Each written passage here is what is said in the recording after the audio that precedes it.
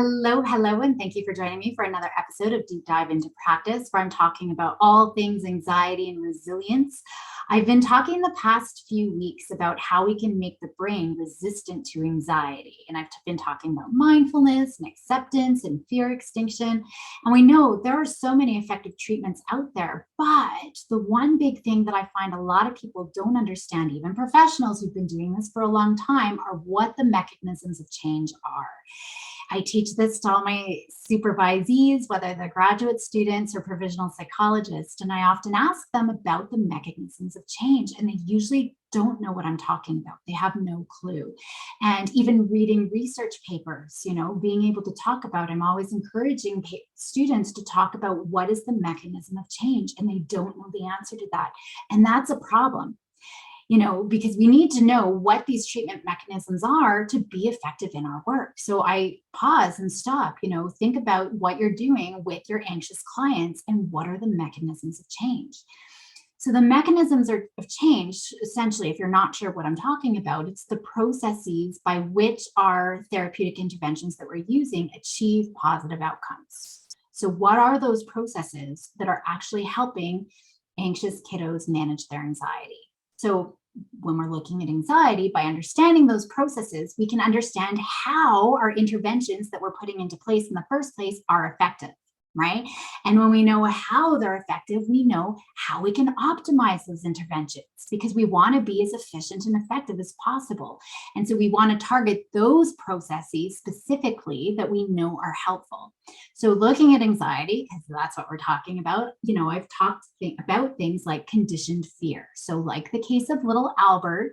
So just in case you don't know, I've talked about him a lot in my podcast, but they paired a white rat, which was just a neutral stimuli, just this cute little being, and they paired it with a loud, startling sound. So they were linking that rat to feelings of fear. And so they were making the rat as fear-based sort of stimuli for little Albert. So we know that linking that feeling of distress to the stimuli, that's the primary mechanism in developing and maintaining anxiety. And over time, people learn to associate a certain situation or a certain stimuli, sometimes people. They're associating those things. So it could be, I love the Game of Thrones. I really need to figure out the quote, but Cersei in Game of Thrones, there's a line, something along the lines of, just knowing that I breathe the same air as you is annoying. And so oftentimes I'm telling parents, like, just picturing your face, your teenager picturing your face in their head as they're walking home from school is enough to elicit stress, because they're worried about, oh my gosh, what chores are they going to tell me to do? What homework are they going to tell me to do?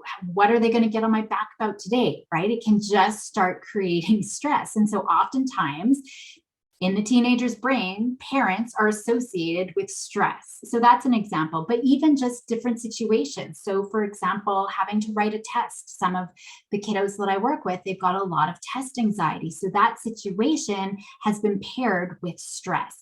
Maybe it's meeting somebody new, being around dogs, or even just feeling discomfort in our bodies. Right. And having that catastrophic outcome that I have to sit down at 120 because otherwise I'm going to have a heart attack. We just feel that we can't handle that. And that's what creates anxiety, even though oftentimes there's no actual correlation between those things, but our brain is making that association. And then when we feel anxious, we're paying more attention to anything that can threaten us. So that's going to worsen our anxiety. And then the anxiety related behaviors, just trying to suppress our thoughts, trying to distract ourselves, trying to avoid anything that contributes to those feelings. And so I've talked about a lot of this, and that's why I've gotten into the brain, to really understand some of these mechanisms that contribute to anxiety. But when we avoid, the problem is, the reason why anxiety is getting worse is because we never learned that, hey, the end of the world didn't happen just because I didn't wear my Air Forces today. I didn't get mocked and ridiculed out of school because I had to wear my Adidas shoes, right? It didn't happen, but they never learn it because they always have to wear, like for my young lady, used to always wear a scarf. And so that was the only reason why she wasn't ridiculed and why she was never fired from her job, because she always had a scarf. But when she took the scarf off, she realized it had nothing to do with the scarf at all. She was a good employee and wasn't getting fired with or without the scarf, but they never learn that when they're avoiding. So that anxiety therefore stays there because we believe we avoided the inevitable. Phew, man, that was close. Good thing I was wearing the scarf today because I for sure was going to be fired, right? Or good thing I avoided that party. Otherwise, man, it would have been disastrous had I gone. I would have been the social outcast if I had gone to that party. And guess what?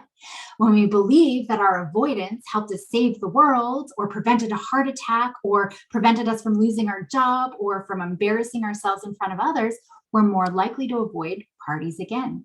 Not wearing my scarf to work again. We're going to avoid all of these situations or people or events in the future, on and on and on and on and on it goes. And so the anxiety is entrenched and it's getting stronger.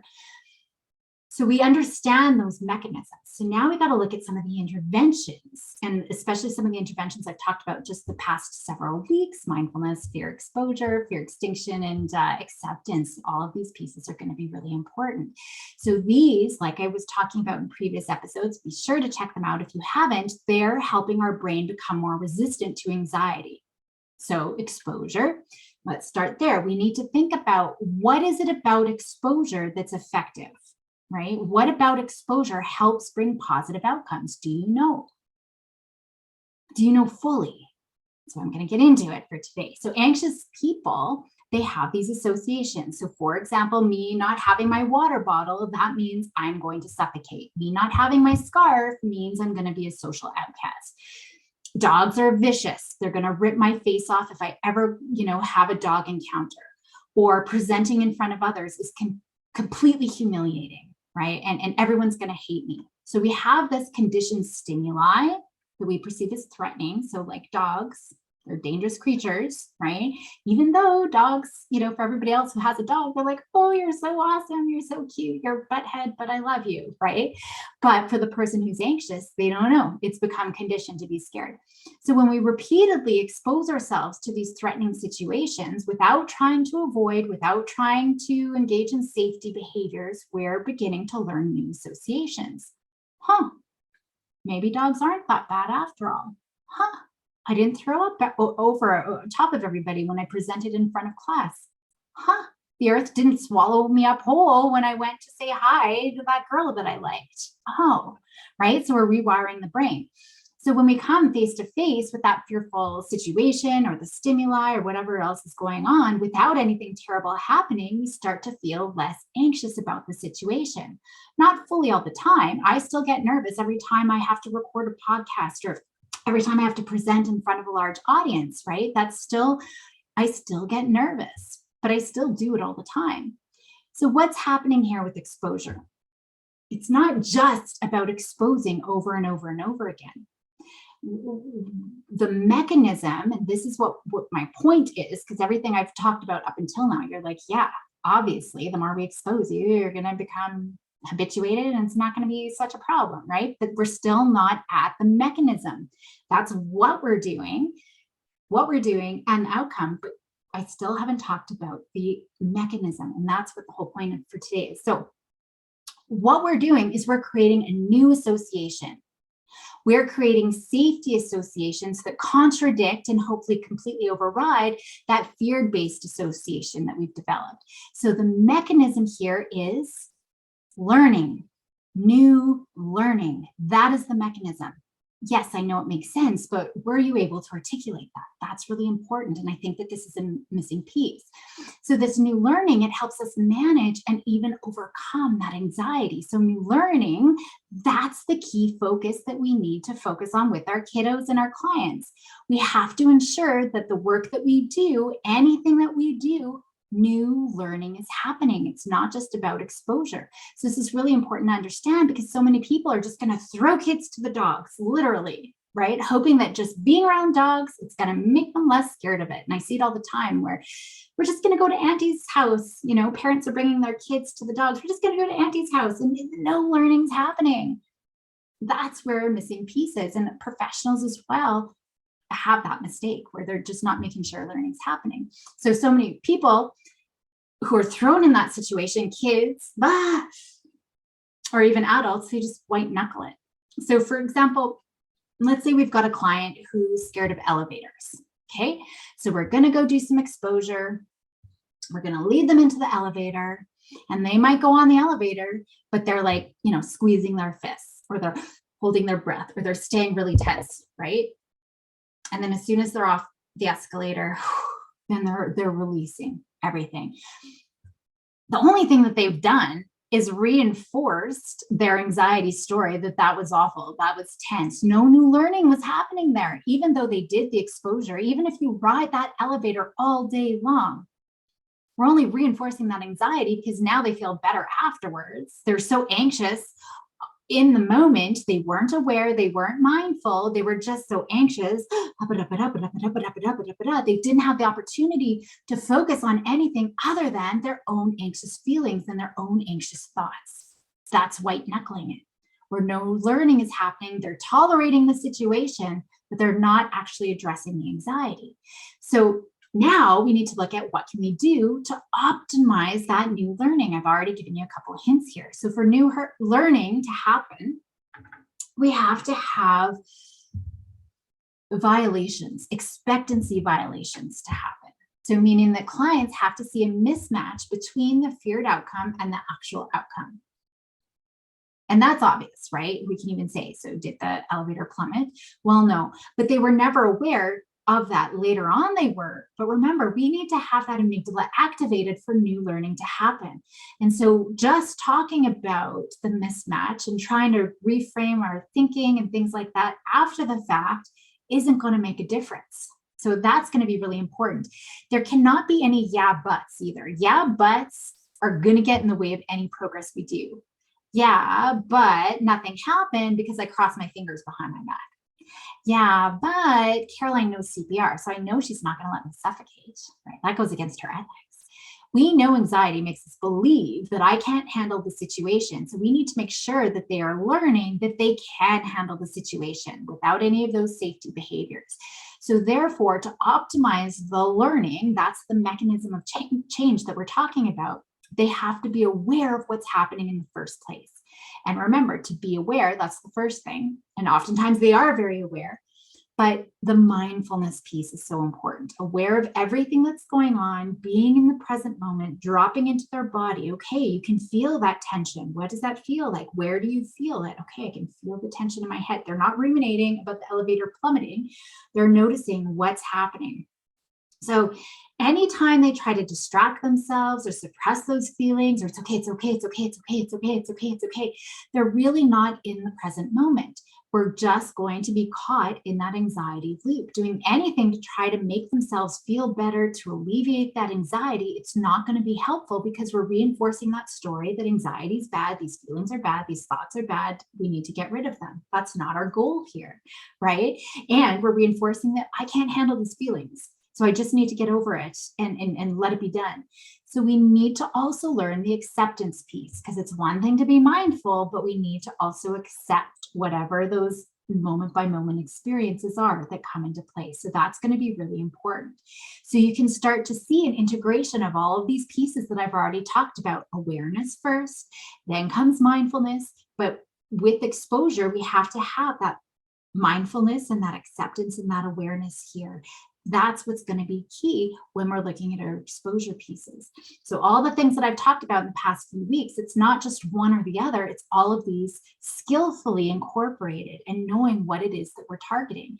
But going back to that mindfulness piece, if you remember, I can't remember which episode, but it was another episode where I talked about extinction learning and how it's really context dependent, meaning it doesn't generalize easily. Definitely not as easily as fear-based learning. And I've talked a lot about this throughout a lot of episodes. So with little Albert, he only had to learn the rat, but his brain quickly associated anything white, cotton balls, but also fur coats, not even a little white thing, also big fur coats, brown fur coats. His brain quickly generalized. It's not the same for safety learning. It's very context dependent. So when we're looking at new learning has to happen, we want to try to maximize that generalizability. That's going to be really important. So we have to be mindful and we have to be fully present in the moment. when we're doing exposure specifically, so that we can be aware of the signals that are associated with safety learning. Because remember, our amygdala wants to block off all of that other information that's going to tell us, hey, this is actually okay. This isn't a big deal. Because remember, that's the prefrontal cortex's job. So mindfulness and awareness and acceptance is important for our brain to pick up all of those safety learning signals. And so when we do exposure, that's why all of that is so important. So oftentimes I find, professionals are nervous putting kiddos into exposure sessions in the first place. But if they do tackle it, they're not doing it very effectively, because now they're trying to make the anxious kiddos feel better. Oh my goodness, maybe this was a bad idea. It's that reverse hypnosis where we get sucked in and maybe we feel bad and we're uncomfortable. And parents are uncomfortable, right? And so we're trying to make them feel better, and we're trying to do whatever it is, right? Remember the last time, even just remembering last time successes. I see this all the time with parents, trying to teach their kiddo riding their bike. Maybe they were able to ride their bike, but then they fell off one day and now they don't want to. And they're trying to remind their kiddo, hey, remember when you went for a bike ride with Bobby and like how much fun you had? Didn't it go really good? Chances are they're not going to connect that experience because they weren't mindful in the first place. And that's really important. Again, us talking about it is not going to change the pathways. They have to be mindful so they can physically experience, oh yeah, that expansion. That was so much fun. And you can even just think in your body. Like think of a stressful time and see if you can, like for me, when I'm stressed, I go into the fetal position. I can feel that pressure on my chest. But then when I think of like one of the first times I was always in love with Disneyland, never really had a chance to go. And so I went as an adult and I was so excited, and I can feel that difference, that excitement. And I tell you, the first time I ever had IHOP pancakes, they were the best things in the universe. And I bet it's because I was so excited to go to Disneyland, because I've had a lot of IHOP pancakes since then, haven't been nearly as good. But it's that feeling. It's that mindfulness. They were able to pick up all of those cues. But if they weren't mindful in the first place, us talking about their past successes aren't going to help. So if they're mindful, they can draw way more easily on those past successes. Oh yeah, I totally did this before. That was a piece of cake, and I remembered feeling great about it. That's what we need to get into. So when we look at learning, and learning is the key mechanism here to be able to have positive outcomes with anxiety, kiddos have to be present. They have to be non-judgmental as well, right? So that's the acceptance piece, just taking note of what's happening. So the mindfulness, it enhances our learning because we're now paying attention. We're picking up all those cues. We can't learn anything if we're not paying attention, right? And when we're mindful, we aren't trying to avoid or suppress anything, and we're not engaging in safety behaviors or trying to make ourselves feel better. All of those things only keep us stuck in anxiety. We are here in the present moment. And that mindfulness, because we're here in the present moment, guess what? We get to generalize our learning a little bit more easily because we can use those previous successes because we were here for them. We didn't go into autopilot, right? So we are aware and we can draw on those previous successes. That's what's going to help our generalization. So we can see now how and why that mindfulness is so important in our practice when we integrate it with exposure. Without it, no learning is going to happen. And it doesn't matter how many exposure sessions we do, if no learning's happening, then we're going to stay stuck in anxiety, and we're doing all of those exposures for nothing. And no wonder people hate doing them. And no wonder parents are like, oh no, we can't do exposure with my kiddo. It backfired. It did not work. It made it worse. Well, I wonder why. There's probably no learning happening, right? And then it's just pointless and frustrating and upsetting for everyone. So what's promising, we don't have to spend a lot of time formally teaching the skill of mindfulness, because a lot of our anxious kiddos are already mindful anyways, right? But we want to have lots of opportunities, little opportunities throughout the day. We're not going to teach it in the height of anxiety, in the height of an exposure. We're going to be teaching them and then practicing lots of times. Okay, what does your pointer finger feel like right now, right? What does your left hip feel like right now? Just going into that. So we're going to help fine tune that skill, just lots of little moments. Doesn't have to be a big hour sitting meditation.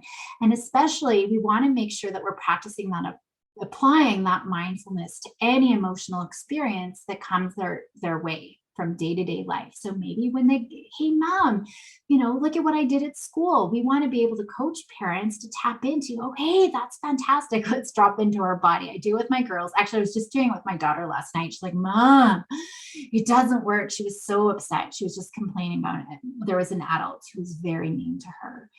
And she just came home beside herself, and the teacher publicly punished her in front of everybody. And she came home just beside herself, and I had her drop into the body, and I pre-warned her. I'm like, I know you're probably not going to like this, but let's do this. Mom, you can't psychologize me all the time. You can't do this. It doesn't work. But then not 20 seconds later, I can really feel it in my tummy. Okay, kiddo. Hey, it's in your tummy. So what does that feel like? Kind of a stabbing. We always go to stabbing in my family. It's kind of a stab. No, it's more of a pressure, right? And she was able to talk about that. And just in doing that, my goal wasn't to make her calm down at all. I just wanted her to get into her body, because she was just going spiraling in her head. And then this, and then this, and then the kids, and then the blah, blah, blah, blah. So I validated all of those things. And then I brought it back into that scientist mode where we're just going to label. Right? And so now she's able to sit with that. So that's going to be really important, to be able to bring that mindfulness to the day-to-day experiences and day-to-day emotions. And it's definitely easier to start it with the good feelings, but when we can kind of slip them in, even if they're getting dysregulated, that can be really helpful.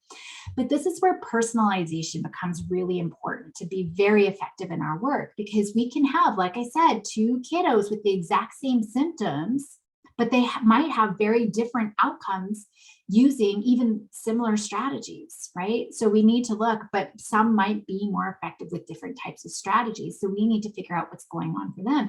But we need to know, what the mechanisms of change are. And then on top of that, then we can know, what does this anxious kiddo need right now? What is their learning? What do they need to learn? Right? And that's why individualizing our approach is so critical. We can't have a manualized approach, because every child's learning is going to be different. But that's where we need to get down to, is what is it that this child needs to learn, and how do we optimize that learning? So I know it's a lot of things to think about and a lot of little pieces. So starting to reflect on our own practice, where am I ensuring and optimizing learning to be able to rewire that brain? But I'll leave it here for today.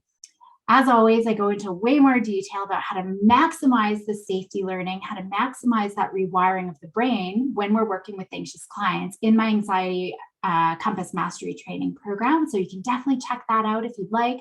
If you want to deep dive even further into anything anxiety related with me, I have weekly consultation groups above and beyond that anxiety training program as well. So you can hop on a consult with me or into our consult group. It's great because we all have ideas. And so it's not just me, it's a bunch of professionals together with fresh eyes and fresh ideas, which can be really fantastic. A lot of collaborating there. But I'd love to chat with you if you're interested in deep diving with me a little bit further. You can go to my website, drcarolinebazynko.com, to find out more. In the meantime, thanks for joining me today. Have a lovely rest of your day. Go and help those anxious kiddos. Be bold and courageous, and I'll see you next week.